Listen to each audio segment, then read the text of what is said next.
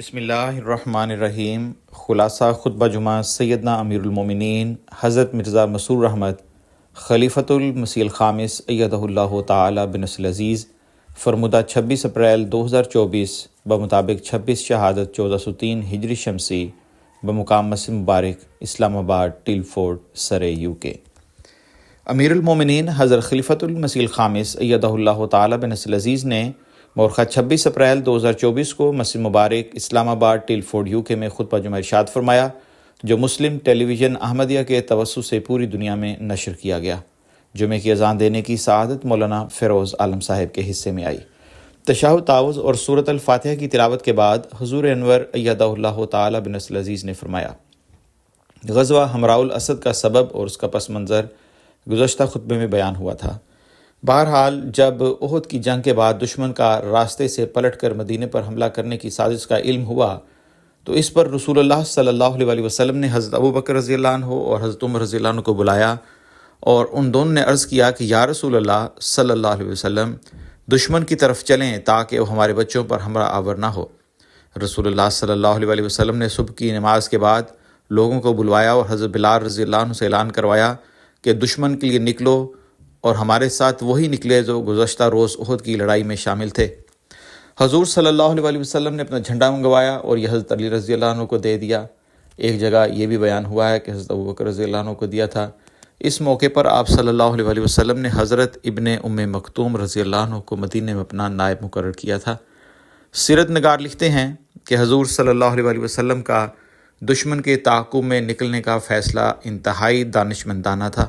تفصیل میں بیان ہوا ہے کہ منافقین کے نزدیک بنا زائد افرادی قوت کے جانا انتہائی خطرناک تھا، مگر بعد کے حالات نے ثابت کر دیا کہ حضور صلی اللہ علیہ وسلم کا فیصلہ انتہائی دانشمندانہ تھا، جس سے مسلمانوں کو بے شمار فوائد حاصل ہوئے۔ اس فیصلے نے مجاہدین کے حوصلوں کو مزید بلندیوں تک پہنچا دیا اور منافقین کے دل پر حضور صلی اللہ علیہ وسلم کی قوت ارادی اور قوت یقین کی ہیبت طاری کر دی۔ تیسری طرف جب دشمن کو خبر ملی کہ اسلامی لشکر ان کے تعاقب میں ہے تو ان کے حوصلوں کے ٹمٹماتے چراغ بجھنے لگے۔ اس موقع پر رئیس المنافقین عبداللہ بن ابی نے بھی ساتھ جانے کی اجازت مانگی تھی، جس پر حضرت صلی اللہ علیہ وسلم نے اسے منع فرما دیا تھا۔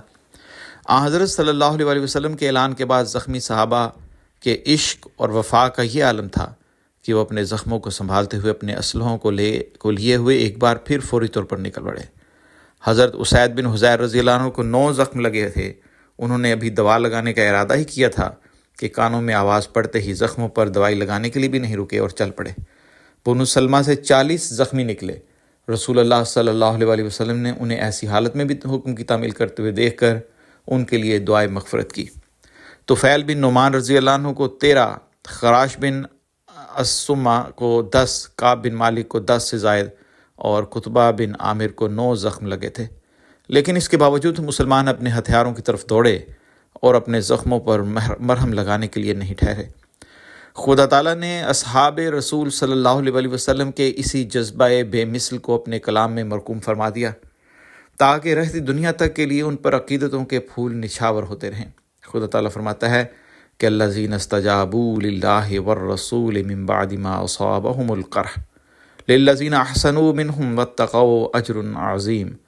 وہ لوگ جنہوں نے اللہ اور رسول کو لبیک کہا بعد اس کے کہ انہیں زخم پہنچ چکے تھے، ان میں سے ان لوگوں کے لیے جنہوں نے احسان کیا اور تقوی اختیار کیا بہت بڑا اجر ہے۔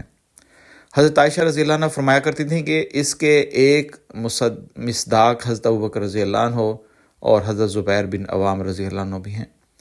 اس مہم میں خوش بخت مخلص صحابی حضرت جابر بن عبداللہ رضی اللہ عنہ ایسے تھے جو جنگ احد میں اپنے باغ کے حکم کی تعمیل میں اپنی 9 بہنوں کے پاس رکنے کی وجہ سے شامل نہیں ہو سکے تھے، جس کی تفصیل انہوں نے آپ صلی اللہ علیہ وسلم کو بتائی تو آپ صلی اللہ علیہ وسلم نے ان کی عشق و محبت میں ڈوبی تفصیل سن کر انہیں اجازت دے دی تھی۔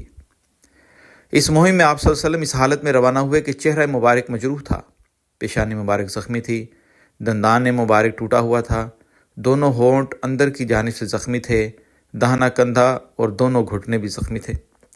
حضرت علی رضی اللہ عنہ بیان کرتے ہیں کہ میں اپنے زخموں کی نسبت حضرت صلی اللہ علیہ وسلم کے زخموں کے متعلق زیادہ فکر مند تھا۔ ایک روایت کے مطابق حضرت صلی اللہ علیہ وسلم نے حضرت عمر رضی اللہ عنہ سے فرمایا کہ آئندہ کبھی قریش ہمارے ساتھ ایسا معاملہ نہیں کر پائیں گے۔ یہاں تک کہ ہم حجر اسود کو بوسہ دیں گے۔ اس غزوے میں 2 انصاری بھائیوں حضرت عبداللہ بن سہل رضی اللہ عنہ اور حضرت رافع بن سہل رضی اللہ عنہ کی اطاعت کا نمونہ بھی نظر آتا ہے، جنہوں نے زخمی حالت میں پیدل سفر کیا۔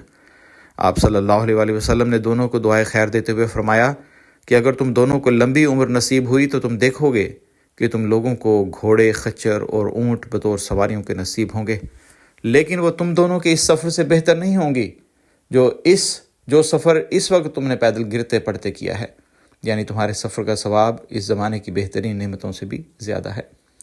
یہ بھی کہا جاتا ہے کہ یہ واقعہ حضرت انس رضی اللہ عنہ اور حضرت مونس فضالہ کے بیٹوں کے ساتھ پیش آیا تھا۔ ممکن ہے کہ یہ واقعہ دونوں کے ساتھ ہی پیش آیا ہو۔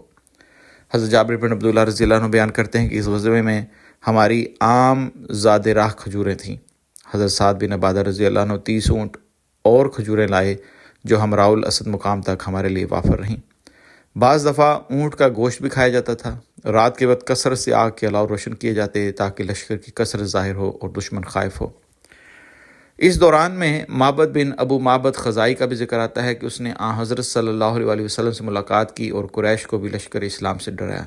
یہ ابھی تک مشرک تھا لیکن بعد میں یہ اسلام لے آئے تھے۔ اس نے ابو سفیان کے سامنے لشکر اسلام کا مبالغے سے ایسا نقشہ کھینچا کہ ابو سفیان اور اس کے ساتھیوں کے حوصلے پست ہو گئے اور ان پر گھبراہٹ اور روب طاری ہو گیا، اور ابو سفیان کو عافیت اسی میں نظر آئی کہ وہ جس قدر جلدی ہو سکے اپنے لشکر کو لے کر مکے پہنچ جائے۔ ابو سفیان کی روانگی کی خبر کے بعد حضور صلی اللہ علیہ وآلہ وسلم نے سوموار، منگل اور بدھ کے روز وہاں قیام فرمایا، اور پھر آپ صلی اللہ علیہ وآلہ وسلم مدینہ واپس تشریف لے گئے۔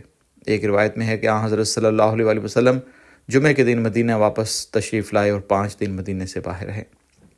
حضرت عبیدہ رضی اللہ عنہ کہتے ہیں کہ رسول اللہ صلی اللہ علیہ وآلہ وسلم نے مدینہ کی طرف واپس آنے سے پہلے معاویہ بن مغیرہ کو گرفتار کر رکھا تھا۔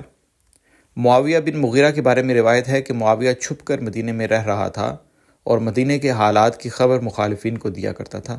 جب پکڑا گیا تو حضرت عثمان رضی اللہ عنہ نے اس کے لیے امان مانگی۔ حضور صلی اللہ علیہ وآلہ وسلم نے امان دیتے ہوئے فرمایا کہ یہ 3 روز کے اندر یہاں سے چلا جائے، اگر 3 روز کے بعد دیکھا گیا تو قتل کر دیا جائے گا۔ لیکن یہ 3 روز کے بعد بھی وہیں چھپا رہا تو رسول اللہ صلی اللہ علیہ وآلہ وسلم نے حضرت زید بن حارثہ رضی اللہ عنہ اور حضرت عمار بن یاسر رضی اللہ عنہ کو فرمایا کہ تم فلاں جگہ اسے چھپا ہوا پاؤ گے۔ چنانچہ ان دونوں نے اسے وہیں پایا اور قتل کر دیا۔ ہمراء الاسد کے مقام پر حضور صلی اللہ علیہ وآلہ وسلم نے مشرکوں کے شاعر ابو عزا کو بھی گرفتار کیا تھا، جس نے اپنی غربت اور اپنی بیٹیوں کا واسطہ دے کر آپ صلی اللہ علیہ وسلم سے کہا کہ مجھ پر رحم فرمائیں۔ آپ صلی اللہ علیہ وآلہ وسلم نے اس کی بیٹیوں کی وجہ سے اس کو بغیر فدیہ لیے احسان کے طور پر چھوڑ دیا تھا، اور اس سے یہ عہد لیا تھا کہ آئندہ وہ نہ تو آپ صلی اللہ علیہ وسلم کے خلاف جنگ کو آئے گا، نہ آپ صلی اللہ علیہ وسلم کے خلاف لشکر اکٹھا کرے گا، اور نہ آپ صلی اللہ علیہ وسلم کے خلاف کسی کو اکسائے گا، مگر اس نے اپنا عہد توڑ دیا اور جنگ احد میں قریش کے ساتھ واپس آیا اور اپنے شعروں کے ذریعے انہیں بھڑکاتا تھا۔ اس کو گرفتار کرنے والے شخص حضرت عاصم بن ثابت رضی اللہ عنہ تھے، جبکہ حضرت زید رضی اللہ عنہ کو آپ صلی اللہ علیہ وسلم نے حکم دیا کہ اس کی گردن مار دو۔ ایک روایت ہے کہ یہ حکم آپ صلی اللہ علیہ وسلم نے حضرت عاصم بن ثابت رضی اللہ عنہ کو دیا تھا۔ پھر آپ صلی اللہ علیہ وسلم فرمایا مومن ایک سوراخ سے 2 مرتبہ نہیں ڈسا جا سکتا۔ باقی انشاءاللہ آئندہ بیان ہوگا۔ بعد ازاں حضور انور نے فرمایا کہ دعائیں جاری رکھیں دنیا کے حالات کے لیے، اللہ تعالیٰ ہر احمدی کو ہر قسم کے شر سے محفوظ رکھے۔ حضور انور نے آخر میں فراز احمد طاہر صاحب شہید آف آسٹریلیا کا ذکر کرتے ہوئے فرمایا کہ انہیں آسٹریلیا کے شہر سڈنی کے ایک مشہور علاقہ بنڈائی کے ایک شاپنگ سینٹر میں ایک آسٹریلین شخص نے چاقو کے وار کر کے شہید کر دیا۔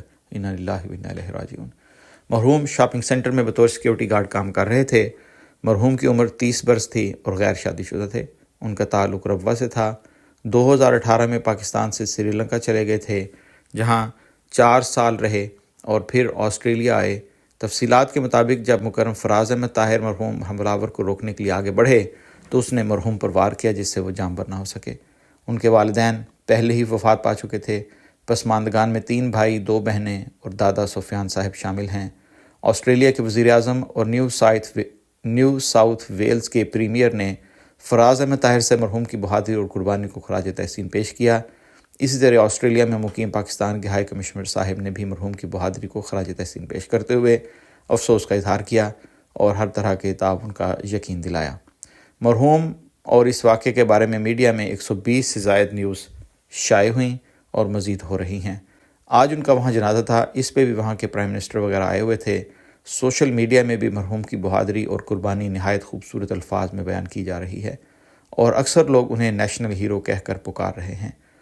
ان کی یہ قربانی ظاہر کرتی ہے کہ وہ پاکستان سے موت کے ڈر سے نہیں آئے تھے، بلکہ جو مذہبی پابندیاں احمدیوں کے اوپر لگائی جاتی ہیں ان سے تنگ آ کر ملک چھوڑا تھا، جہاں انہیں اللہ اور اس کے رسول کا نام لینے سے روکا جاتا ہے۔ ان کے بڑے بھائی مدثر بشیر کہتے ہیں کہ مرحوم بچپن سے ہی بہت محنتی، ہنس مکھ اور نڈر تھا، اپنے بہن بھائیوں سے بہت پیار کرنے والا تھا، جماعتی کاموں میں بھی بڑھ چڑھ کر حصہ لیتا تھا۔ جتنا عرصہ پاکستان، پھر سری لنکا اور پھر آسٹریلیا رہا، جماعتی کاموں میں، ڈیوٹیوں میں سرگرم رہا۔ عزیز منصور احمد لکھتے ہیں کہ یہ میرے تائے آزاد بھائی تھے، یہ ہمارے خاندان کی تیسری شہادت ہے۔ مرحوم نے بتا دیا کہ میں موت کے ڈر سے ملک سے نہیں نکلا، بلکہ مذہبی آزادی کے لیے آیا ہوں۔ اللہ تعالیٰ مرحوم کے درجات بلند فرمائے، سب لواحقین کو بھی حوصلہ عطا فرمائے۔ روزنامہ الفضل انٹرنیشنل، بروز سوموار، مورخہ 29 اپریل 2024، صفحہ نمبر 1 اور 2، آواز رضوان احمد افضل۔